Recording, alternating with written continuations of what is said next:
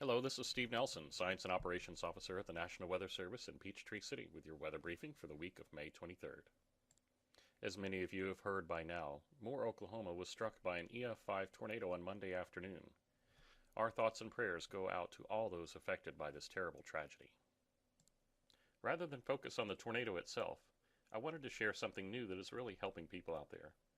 To help residents, first responders, and government agencies respond and recover from this huge disaster, Google deployed a crisis map, an information one-stop clearinghouse shortly after the tornado struck.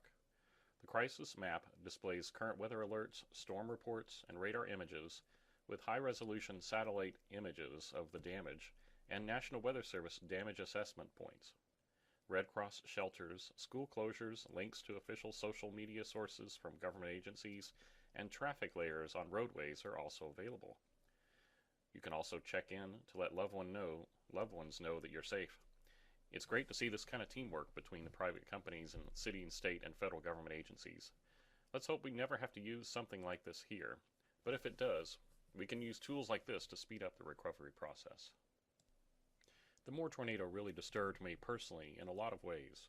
One of the most troubling things to me is how prepared would we be if a tornado that strong hit a highly populated area in Georgia? Are we ready for something like that? Would you know what to do if you were in your car and tornado debris was flying in the air? Be honest with yourself. Are your safe rooms fully stocked with the things listed on the screen? I'll be honest with you, I don't have helmets or enough water stocked in my safe room. Take a moment to look at the list. We take a lot of things for granted in this world, and don't wait till an emergency actually happens to decide what you need. Plan now. Tornado season may be winding down, but the hurricane season has already started. Okay, back to the weather. Here's the diagram I showed you last week at this time. It looks a little complicated if you didn't see it, but the red and purple boxes in the top rows basically tell our meteorologists that instability was going to be high Sunday through Thursday this week.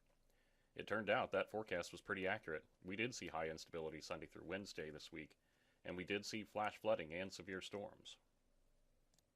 This week, a much different story as the top rows, labeled Cape, are pretty much all green Friday through Thursday. Green is good. When instability is near zero, thunderstorms are unlikely. The Weather Service Weather Prediction Center forecast maps confirm this, showing high pressure in control this weekend over the eastern U.S. As the high pressure shifts east late Monday, southerly winds will return to the state, allowing moisture to increase a little. Luckily, any storm systems are forecast to remain to our west. We could see a few showers in northeast Georgia late Monday and Tuesday, but for now the probability of that happening is low, around 20%. The 7-day rainfall forecast, valid through next Thursday from the Weather Prediction Center, does not show any moderate or heavy rainfall for the state. And actually, the probability of even North Georgia receiving the 1/4 to 1/2 inch of rain shown in this diagram is less than 50%. A lot of folks are going to be outside for Memorial Day weekend, and the forecast looks great. The example shown here for Gainesville has temperatures in the 70s and lows in the 50s with mostly sunny skies. Other areas in Georgia will have similar conditions, and while I can't show the forecast for every location and time, you can use our website at weather.gov/Atlanta to get a high-resolution point forecast for any location and time you're interested in. If you need or like details, one of the cool options on our point forecast page is the hourly weather forecast graph. The link to this is located about halfway down the forecast page on the right. When you click this option, you can see a graph of temperature, wind, the chance of rain, and other fields hour by hour.